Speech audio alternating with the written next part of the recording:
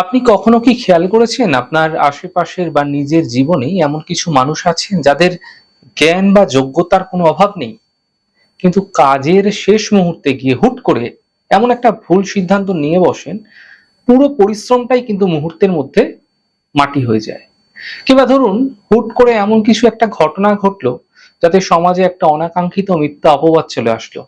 আপনি কি কখনো ভেবেছেন কোন মানুষ ইচ্ছা করে কি এত বড় ভুল করে? বৈদিক জ্যোতিষ বলছে এর পেছনে কাজ করে সবচেয়ে ছলনাময় এবং বিপজ্জনক একটি গ্রহগত কম্বিনেশন, যাকে আমরা বলে থাকি গুরু চণ্ডাল যোগ। বিষয়টা আসলে কি ঘটে জানেন? দেবগুরু বৃহস্পতি হলেন আমাদের ধর্ম, নীতি, সুপরামর্শের প্রতীক, আর রাহু হলো ছলাকলা, মায়া, অতি চালাকি এবং বিভ্রান্তির কারক।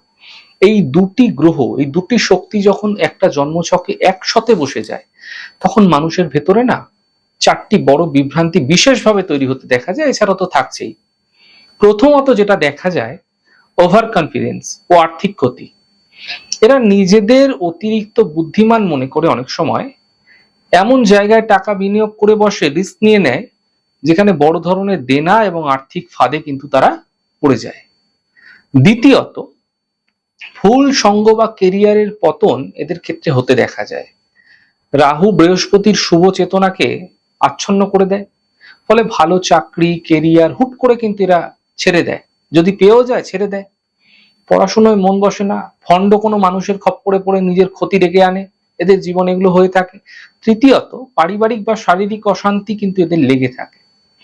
লিভার, পেটের দীর্ঘমেয়াদী সমস্যা, সম্পর্কের মধ্যে থেকে বিশেষ করে পিতা, শিক্ষক, জীবনসঙ্গীর সঙ্গে তীব্র অবিশ্বাসের প্রাচীর কিন্তু খাড়া হয়ে যায়। এছাড়া রাহু মানে অনিয়ন্ত্রিত আগুন যখন বৃহস্পতির মতো গম্ভীর গ্রহের ওপর পড়ে, তখন এদের মেজাজ হয়ে ওঠে একদম অনিয়ন্ত্রিত। ছোটখাটো বিষয় এরা হঠাৎ করে মারাত্মক রেগে যায়। সবচেয়ে বড় সমস্যা হলো, এরা যখন রেগে যায় তখন ভালো মন্দের কোনো বোধ থাকে না, সম্পূর্ণ হারিয়ে ফেলে। মুখ দিয়ে এমন কিছু কথা বলে ফেলে বা এমন সিদ্ধান্ত নিয়ে বসে যা বছরের পর বছর ধরে গড়ে তোলা সুন্দর সম্পর্কগুলো না নষ্ট হয়ে যায়, মুহূর্তের মধ্যে ছারখার হয়ে যায়। এদের জেদটা স্বাভাবিক জেদ নয়, এটা এক ধরনের অন্ধ জেদ। সবাই হয়তো তাকে বোঝাচ্ছে যে তুমি ভুল পথে হাঁটছো, কিন্তু এরা কারোর কথা শুনবে না। নিজের ভুল যুক্তিকেই ঠিক প্রমাণ করার জন্য শেষ সীমা পর্যন্ত লড়াই করে যাবে। আর এই অতিরিক্ত রাগ আর অনর জেদের কারণেই জীবনের সেরা সুযোগগুলো এদের হাতছাড়া হয়ে যেতে দেখতে পাওয়া যায়।